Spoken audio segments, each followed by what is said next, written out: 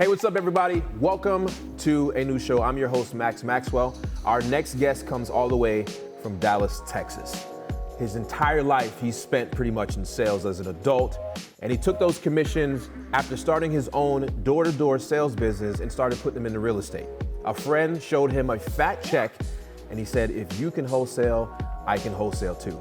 Now he runs a 15-person office, invests in 6 different states, and sometimes closes up to 25 deals a month.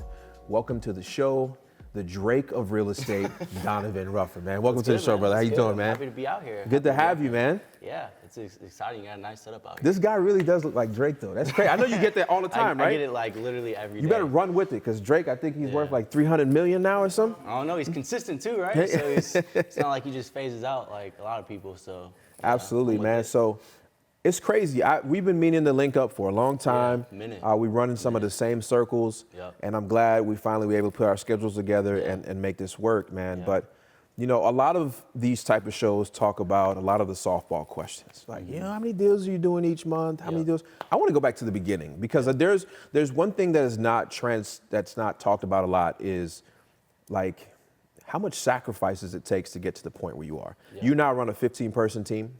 Yeah, we got about 15 people in office. I mean, we got a bunch of VAs, you know, like all over the world. We got VAs in Philippines, Egypt, Mexico, Colombia. So it's just, it's amazing to see it grow, you know, over time. So let's stick a pin in it. You started with a door-to-door sales business, working for like a big telecommunication cable provider, right? Right, yeah. But before that, how did you even get into that? Because that's a crazy business in itself. Yeah, I mean, to be honest, man, it's just like, you want to talk about mistakes. I've been flipping stuff like on Craigslist here and there, you know, like pushing electronics. I mean, iPhones was pretty big, you know, buying and selling stuff. So I always had like that niche to like convince somebody to buy something, but I always knew that like a product had a value, and if you got the product cheap enough, you could like resell it, you know? But I mean, when I got in high school, made some mistakes, you know, got into some legal troubles, and it was tough to find like a good paying like salary job. So I had to make a decision to go into sales, and door-to-door sales was kind of like that vehicle for me, you know, so. It's kind of how I ended up in sales. And I talk about that a lot, because there's a lot of people that make mistakes when they're young, and that thing travels with them all the way until their age. But those mistakes don't have to define who you are. Exactly. Yeah. And the reason is it only really matters. So like if you get a strike with a felony at a young age, like it doesn't define who you are. And the only reason that felony really works is if you decide to play in the system. But outside of that system, that strike on a felony really doesn't work. So you decided, look, I'm going to take my talents to South Beach. I am now going to go into sales. And what was your first sales job? Like, I know you were hustling stuff, but when did you say, I'm gonna go work for somebody? So my first sales job was literally knocking on doors. It's like I saw this ad on Craigslist, I saw an ad, and it was like, hey, come make $800 a week as a college student. And I was like, man, I don't care if I have to scoop poop for $800. You know, for $800, it's like triple what I was making at the time. You know what I mean? So I was like, all right, let's get it, you know, and then go through the interview process and the sales process, and it just seemed easy. You know, it has its own challenges and stuff like that, but you know, that's kind of how I got into it.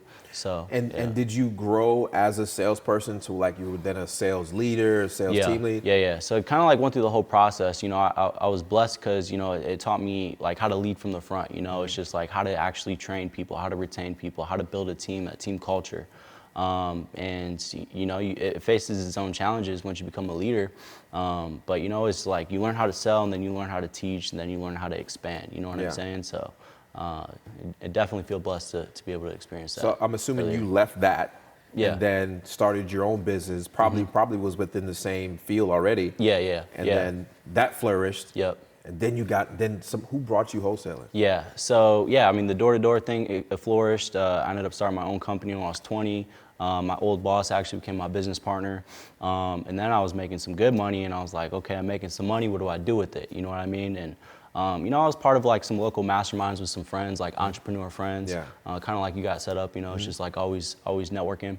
And one of my friends is like, "Yo, we're gonna go be in real estate," and I'm like, "Okay, well, I don't know how to do it. Like, I mean, it is what it is. Like, I don't know where to begin, you know." And then he was kind of the one that like took the lead on that, and it's just like I remember it was like a group text, and he was like, it was like $18,000 check, and he was like, here it is, and I'm like, what the hell? Like, how'd you do that? Yeah, like how did you do that? And I mean, for a lot of people out there, it's kind of the same thing. It's just it instilled belief that I could actually do it. You know what I'm saying?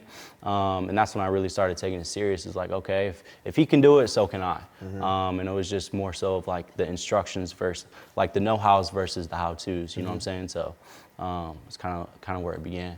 That's awesome, man. So to be able to like go up from the ranks and lead from the front, and now you hear about this wholesaling thing. One thing that I'm really starting to realize is that you have this entrepreneur bug in you. Yeah. Oh, and it don't matter what it is, you're going to be able to conquer that. How did you actually learn wholesaling? Like, did you attend events? Did you read books? Yeah, so I actually read Nick Reese's book Flip. I don't know if you heard of that. That was like literally still to this day like the only real, I mean, other than Rich Dad Poor Dad, one of the only real estate books I've actually read. So, I mean, other than that, it's just like, it was just literally a book of instructions, just kind of went with it and just did the work, you know what I'm saying? Yeah. So didn't have any mentors, anything, and didn't attend any events. I didn't even know that there was events or mentors, you know, so just kind of did the work. You know, I was at a dinner last night and we were talking about the obsessive personalities of entrepreneurs. Do you feel like you had an obsessive personality? Once you latched onto something, you just gonna learn it or not? Absolutely. It's just like when you make a decision that you want something, and for me personally, it's just like once I make a decision to make something happen, I don't care how I make it happen, and I don't care how much time, I don't care how much work. It's just got to happen, and it's just like you become obsessed with this goal because you made that decision to make it happen. Then it eventually happens. You see what I'm saying? So makes sense. That's super facts. Is you become obsessed with this vision of accomplishing something, and then until you accomplish it, you don't feel happy. Yeah. Like when you're obsessed with it, it's just like what makes you happy is actually completing it and finishing it. You know what I'm saying? It's kind of like the trophy and the win. And that's like for me too. Like we was at the dinner last night and I was like, you know, if I wasn't addicted to entrepreneurship, I'd be a crackhead. Because it's very you addictive. gotta get, when you get that high, you feel satisfied. Exactly. And my high is like trying to tackle this big mountain of whatever that entrepreneurship thing is now. And like we're growing, we got a new office, and I know your office culture is cool. Yeah. I see some of the stuff that you do, and I'm taking some things that I've seen at your office, through your videos. I'm like, oh, that's pretty cool. We should have a spin wheel and give away X, Y, Z. So I look at stuff like that and say, okay, because I mirror other successful people. Yeah. Like I'm not afraid to say that. I'm not an innovator of really much other than, I'm just gonna take what I take from successful people and bring it together. Yeah. So at this point, you started wholesaling. When did you decide, this thing is lucrative. I can probably grow a team similar to how I grew a team in my door-to-door business. Yeah. When did you make that jump? Yeah, so I was actually I did like maybe 6 or 7 wholesale deals, and then I mean, if you're in wholesaling, it takes work. You know what I'm saying? It's work, time, it takes money. So I want more so the rehab angle of it, and I was just buying wholesale deals from other wholesalers, raising the private money, and then still doing my door-to-door gig. So it wasn't up until like 2 years ago where I really started taking wholesaling within itself really seriously. And when I did make the decision, I was spending anywhere from $80,000 to $120,000 a month just in assignment fees, paying other wholesalers. And I was like, man, like what would happen if I were to spend $100,000 in marketing? What would happen if I actually learned how to find my own deals versus buying them from other people or leveraging other wholesalers? But on top of that, I kind of hit a plateau in my rehab business where it was really tough for me to grow. I was relying on other people to bring me deals to make it happen, where I couldn't have more of that control method. And so I made the decision. It's like, okay, let's start beta testing and marketing and see what happens. That's literally what I did. And then all of a sudden, I couldn't handle all the leads myself, and I had to hire somebody to help me with the leads. And then it continued to grow even more. I hired another acquisition. We couldn't handle all the leads. Then I couldn't handle all the deals that were coming in. I couldn't sell them all by myself. And then it got to a point where it was just kind of like conflict of interest, where I was like, okay, I'm hiring salespeople for 2 separate companies. And it's really hard to chase 2 rabbits. You see what I'm saying? So yeah, very hard. Yeah, it was, man, it was tough, So I had to make a sacrifice and make a decision. It's just like, okay, what's better for the future, not just for me, but for the future of my people, or the future of their future. You know what I'm saying? So instead of giving my people 50%, I just decided to go 100% all real estate and start building an acquisition team in a full-blown wholesaling business. So that's kind of where it's. And that's cool because some of the things you talk about is some of the things that I realized like trying to come up in the ranks. Yeah. You know, as an entrepreneur, you end up, you do chase several rabbits at a certain time. Yeah. And even I was just telling my friend the other day, I was like, man, when I really got focused on one thing was really how I just like exploded very, very fast, because we just have that obsessive personality with us. You know, tell me some of the challenges that you've had, and because you come from the sales background and the growing team background, but tell me some of the challenges you had on finding team people and what type of characteristics, because there's a lot of people out there, right? They're growing their team and they're thinking about growing a team. What do you look for in a salesperson? Tell me some personality traits. Yeah, that's a good question, because it is a conversation I had the other day with some people. Challenges is just like leadership challenges. Like, you really test your leadership ability when it comes to growing a team. You can't just buy people. You see what I'm saying? It's just like, regardless of how much money you have or where your business is at, you still have to have leadership abilities to lead people. You see what I'm saying? To make them act, to make them grow, to make them do certain things that they aren't used to doing. And yeah, you have to do it first. You have to know how to do it. But some certain traits is like, you have to stick to certain core values that you have within yourself that you can stand behind. And then you go into the marketplace and you find those certain characteristics. So like some certain ones, for example, like I'm from the country, you know, it's just like I grew up in a small country town, and I understand that either small country town or a small town or even immigrants or whatever, I mean, the work ethic in people from smaller towns or country towns is just way bigger. Yeah. Or you have a higher chance of finding somebody with work ethic when they come willing from to put those, in the grind. Yeah, come from those backgrounds. And like for me, I grew up in a single parent background. Like my mom was a single parent, and I also learned how to make money as a teenager, right? Like I had to make money. Yeah. Like at a certain point, my mom was just like, figure it out. Like you can get free lunches, and they cut free lunches off. It's just like I couldn't eat. Like I had to figure out how to make lunch. You see what I'm saying? So I look for people. It's like, hey, you made money as a teenager, right? So you figured out those leadership abilities while your brain was still developing, you know, you come from like a not necessarily a single parent background, but your core values are. It's like, okay, my mom is my number one. You know, and then you have like this different ability on how you care about people, and I find a lot of that, you know, in minorities. You know, it's just like a lot of times minorities, they come from single parent backgrounds, not all the time. And I'm not saying when people have a dad, it's just like you're not a good person, but you have a higher chance it's like, okay, it's just like I actually, I'm working for more than just myself when it's just my mom. You see what I'm saying? Because that's what I went through. You see what I'm saying? So.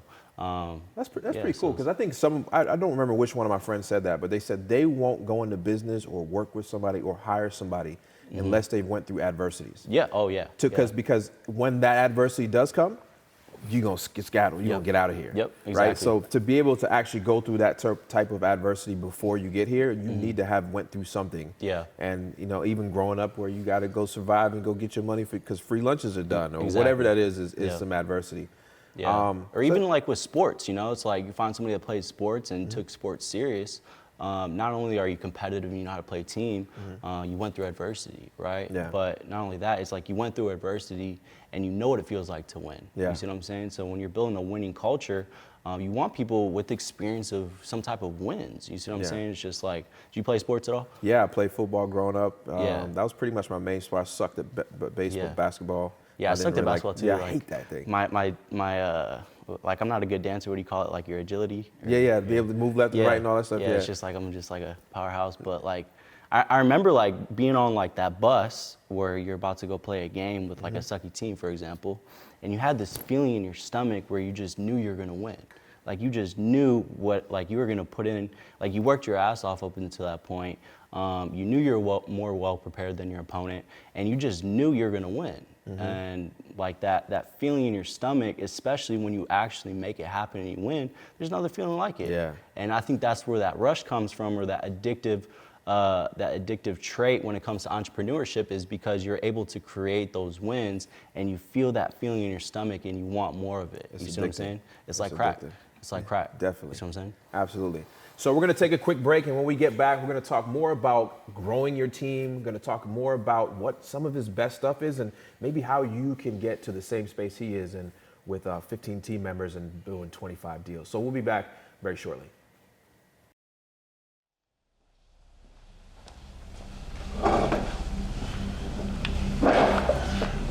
All right, ladies and gentlemen, welcome to the final table and the final game. I'm sure you know the rules. The only thing different here is the only currency accepted is sacrifices. You ready?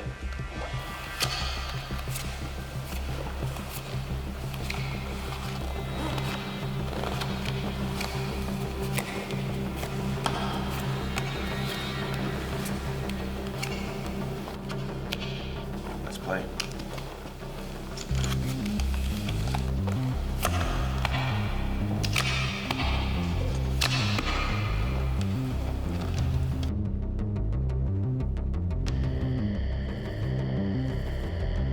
I'll raise you 2 years, never doing a deal, nothing but hard work.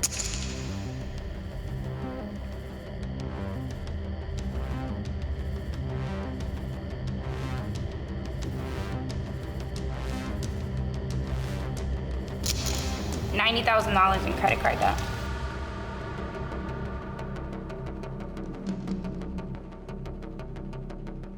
I raised you, losing $14,000 on my first deal.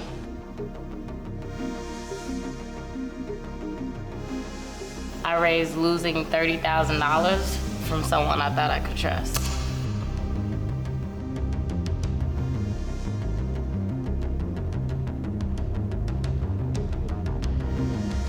I raised you living in the dock just to sacrifice my bill money just to pay for marketing.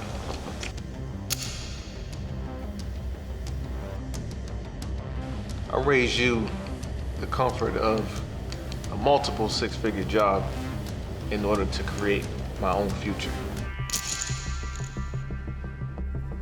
I raised you spending over $100,000 in education, having never completed a deal.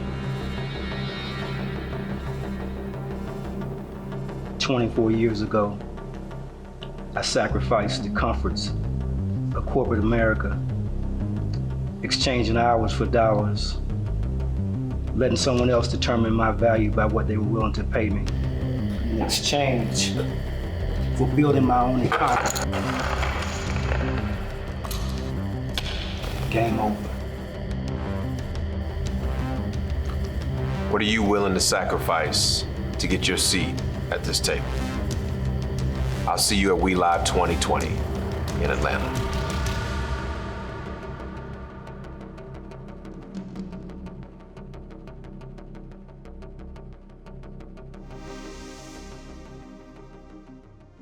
Hey everybody, welcome back. I'm here with my guest, Don.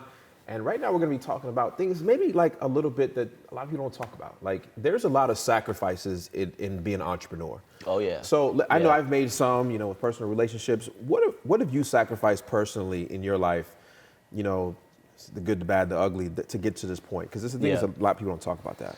Man, you want to talk about sacrifice? It's just like, you got to understand, you're going to have to sacrifice your own happiness. And what I mean by happiness is like, you're going to have to understand that somebody else's happiness is going to come before your own. And especially when you're building a team or you're building a company, think about it. You got, like, for example, we got 15 people in office. I got 15 people that I have to make happy before I make myself happy. You see what I'm saying? So it gets draining. Like it gets draining. Like 15 kids. Yeah. It gets overwhelming. It gets draining, and when they're not happy, imagine how much time and effort you got to put through to not just make them happy, but make them satisfied. You see what I'm saying? So, what comes leadership, it comes sacrifice, and you got to sacrifice your happiness, your time. For example, there'd be days where my mom's texting me, calling me, and I literally can't even pick up the phone. Like literally. Happens to me too. And it's like, and on top of that, man, it's just like people, like your family members and your close friends, they don't understand because they're not in the trenches with you. Like they're not physically there at that or actual moment where it's just like, I can text you back or I can make that phone call, but I'm not trying to lose track of what I'm actually doing because I'm on a winning streak. You see what I'm saying? So like that momentum is hitting, and then I guess it's just like, I guess it's important to make sure you're explaining your vision with your loved ones, and you're explaining what your intentions are with people that are close to you, because they're gonna think of you some type of way. Like they're gonna think of you selfishly. They're gonna think of you like you put yourself like before anything. And in reality, it's counterintuitive. Like it's like you're doing that because it's the opposite of it. You see what I'm saying? So, I mean, you're gonna have to sacrifice like your like. I mean, you're gonna have to put yourself in the negative aspect first. Like when something goes wrong, you gotta take full responsibility for everything. Every time. Every time. It is nobody else's fault. Even though you've delegated that task, exactly. It's still your responsibility. Even when it is flat out somebody else's fault.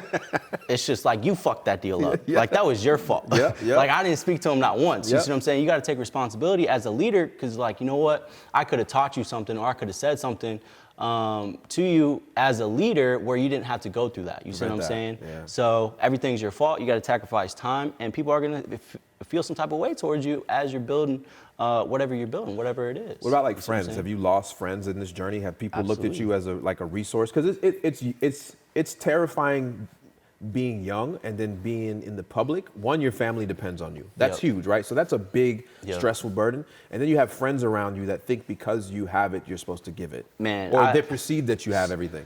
Like, you want to talk about relationships, man? I've been through like serious relationships. Like I've been with girls for years, and it's like, yo, look, like it's not that I care about business more than you, but it's way bigger than you. Like my mission is to impact. It's way bigger than me. It's way bigger than anything. Like other people's lives depend on this, and because I have to put those people first, like I have to understand that I am not able to give you what you need, you know what I mean? So we got to go our separate ways. So it's just like, I mean, even personal friends, like you'll put personal friends on, and I mean, for whatever reason, it doesn't work out, you know, and then they feel some type of way towards you, you know, and it comes back around, you know, you got to go through like that 6 months to a year, whatever, where they realize it's like, man, whatever decision Don made or was telling me to do was not just off his best interest, but it was for my best intuition. You know what I'm saying? So people don't see that right away. You know, so you're gonna go through certain things when you're leading people, and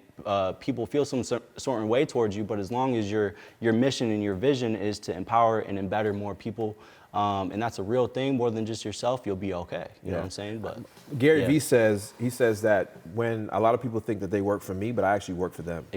It's literally what it is. It's 100%. That's literally what it is. Like you got to deal with all their problems. And you know, one day what really woke me up one day is, you know, I think I had 14 employees all at once, including my virtual staff. So really 7 in the States, right? Yeah.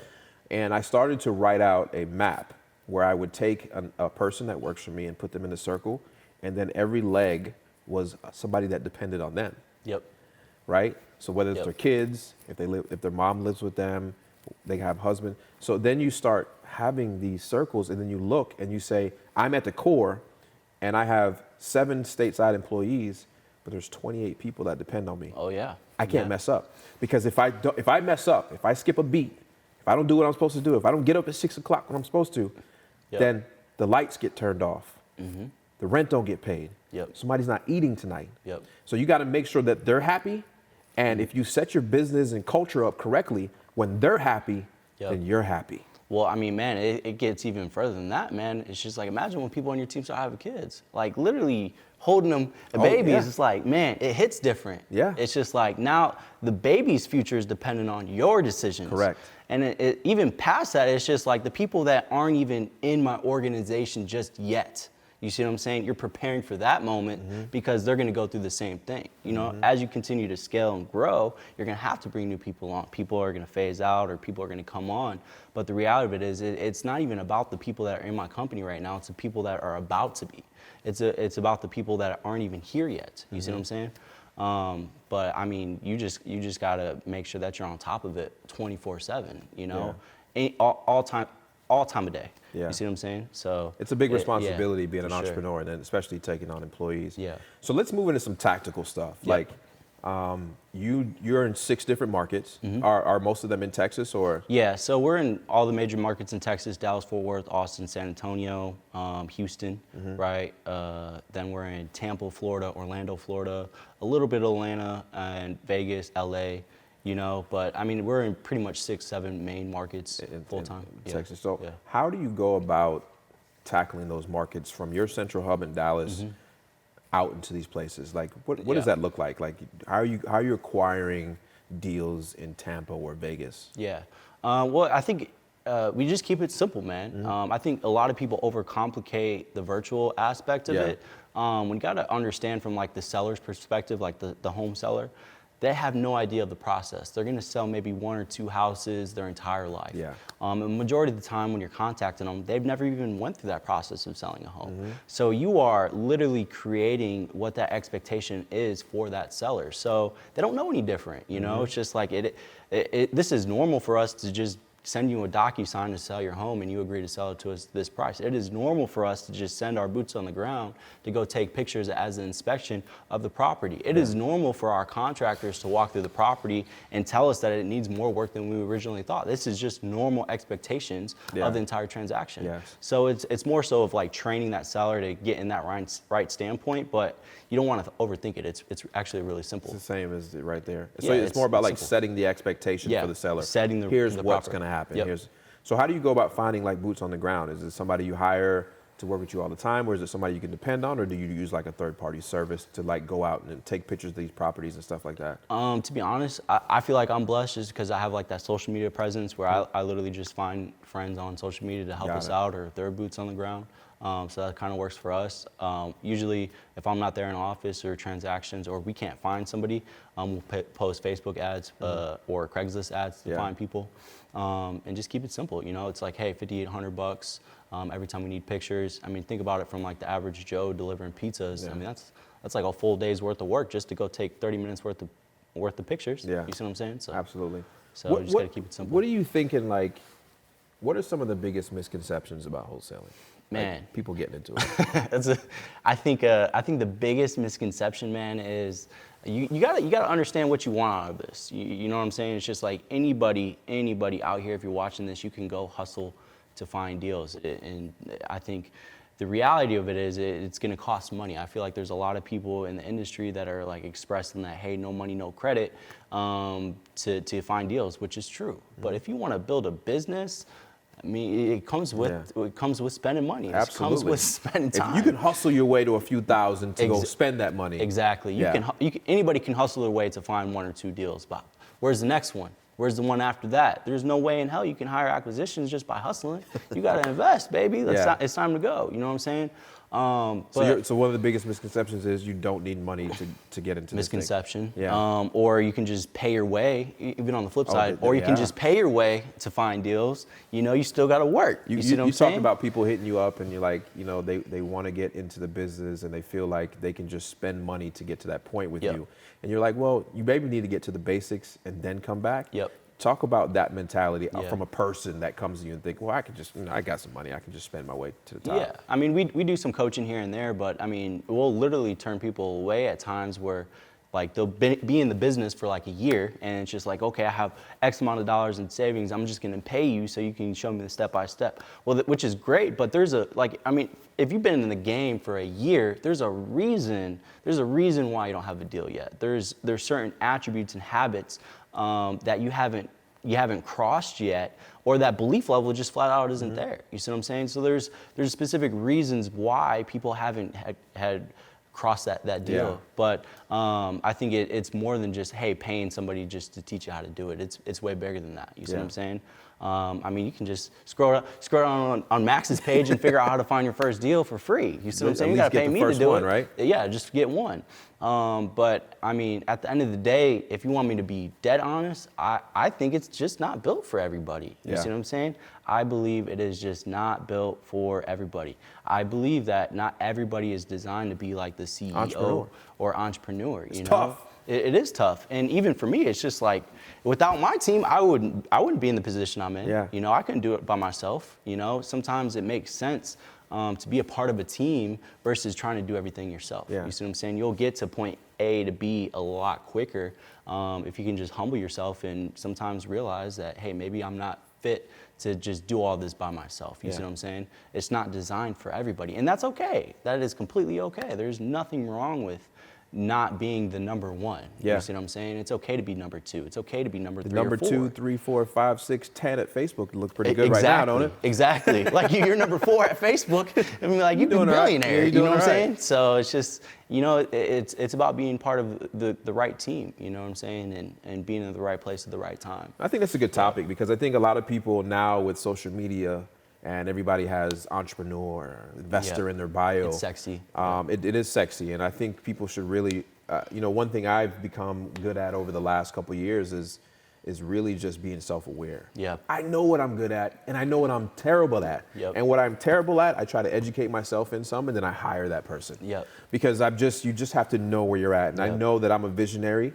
I am somewhat like a partial executor, but then I hire executors that can take my vision to the next step. Yep. I just know what I'm good and bad at, Yep. and I think that's important for people. And sometimes it takes time for people to realize that, it's just like, it's okay to have like CEO in your bio, but I mean, at least turn some money. A lot of people spend more time on social media than putting into work, it's just, I mean, you just got to know your role. Partially I think partially inside of wholesaling, I take some responsibility as making it look too easy. Yeah. And not showing too much of the ugly side. And that's why in 2020, I made it a pat to myself to say, I'm going to go out and I'm going to talk about the daily struggles. And for you to make that decision very quickly, if you need to be the guy that's leading the business or Yeah. a guy that's helping somebody else run a business. Yeah.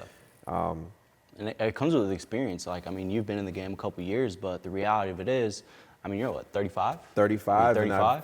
12 failed businesses to this point. Exactly. Yeah. People don't see that. They just see like the right now, and it's like, okay, the right now is like massively successful, which is great because you're empowering people to have that belief. But at the same time, a lot of people don't have that experience. A lot of people are just coming out of your everyday job or everything's handed to you, and then all of a sudden you're faced with all this adversity and challenges, and you haven't learned that you got to overcome these challenges to see the victory. You see what I'm saying? You got to face challenges and overcome the challenges, and that's how you learn. That's how you grow. That's what brings the true success. You see what I'm saying? I think, some of the crazy messages I be getting sometimes is like, Max, I've been doing this for 2-3 months and I still don't have a deal. Like, are you kidding me? Like, you're 19. What do you mean? What? What are you actually doing? Yeah, what are you actually doing? So for you, you're 25 years old, super young. You got 10 years ahead of me, and you've already been doing the business. And you're making money. What are some of the dumbest things you've ever bought? Oh man. Let's talk about. Let me go. No, I mean, I made bought cars. Watches are an investment. I learned that this year. Well, yeah. I mean, me and Max are having a conversation.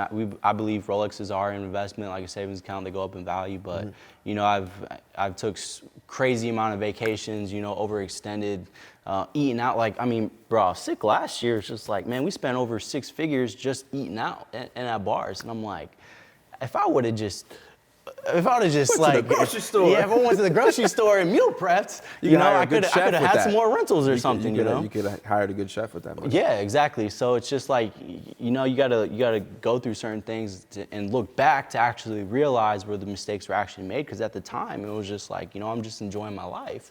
Versus like I'm talking to my mentors at home and they're like laughing at me like I'm an idiot. It's just like, yo, you doing all these plate spins on IG, or you're eating out all the time and you're gaining all this weight. In reality, I could have meal prepped, I could have been in shape, and I could have bought how many rentals with the amount of money I spent and gave to somebody else at restaurants. You see but I think, for us, it's something that we kind of partially have to go through. Yeah. Of like having some money, blowing a little bit of money, but then learning very quickly that get it out of your system, flush it out of your system, because if you don't, you're always gonna want that.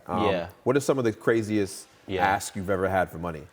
The craziest what? Like when somebody asks you for money, like a friend or a stranger, like, yo, I need 100,000. I'm behind on rent. Yeah, I mean, I mean, people ask me some crazy stuff. I mean, I guess I think I'm kind of more of the asshole approach where it's just like, yo, go work for it type. So I don't really run into it too much. But like when it comes to family members, like, I mean, I'm not trying to shun them or anything, but I help them out significantly, and people get spoiled and stuff like that. So you got to learn how to control it. Yeah. But I think like kind of like what you're saying, it's just like I think maybe people do have to go through those experiences of just spending and wasting money to realize it's not always what produces happiness. I've done it. It's like I've been in the stage where it's just like, have the houses, you have the cars, got the girl and going on the trips, eating out and taking care of your family.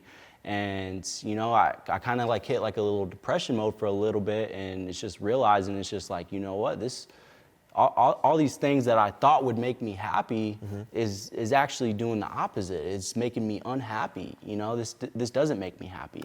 You know, it just doesn't, you know? It's just like all these years. You gotta learn that lesson though. Yeah. I don't think you can hear that. You have to learn it. You have to learn it, you know? Like all these years watching music videos with like Lil Tunechi or Drake and even gurus on Instagram and stuff like that. But I mean, the reality of it is that's not what makes me happy personally. Yeah. You see what I'm saying? It's temporary. It makes you happy like once you get it, and then after you have it, it's just like the likes aren't coming in anymore. It's like, I did all this just to get Instagram likes, or like I don't even like this. That's a whole nother topic. You know, I'm impressing, like literally impressing other people. You see what I'm saying? That you don't even know. You know, you just got to find what makes you happy and use that to motivate you, and you'll get places a lot quicker by understanding what you want. You know what I'm saying? So as a young G in this game, right? Yeah. Like somebody is coming up and you're doing the right things, and your past experiences has helped you get to where you are. Yeah. Where do you see yourself going in this? I mean, to be honest, man, it's just like, I think I'm a true believer that, I mean, wholesaling is just not it. You know, it's just, I don't see myself making $1 billion in wholesaling. It's just, it's not really realistic. You know, I believe wholesaling is a gateway for what's to come. You see what I'm saying? Drug, for sure. It's a gateway drug. You see what I'm saying? So I'm respecting my time, and I'm understanding it's never going to go anywhere. Like, I'm going to continue to do it. Like we had the conversation earlier.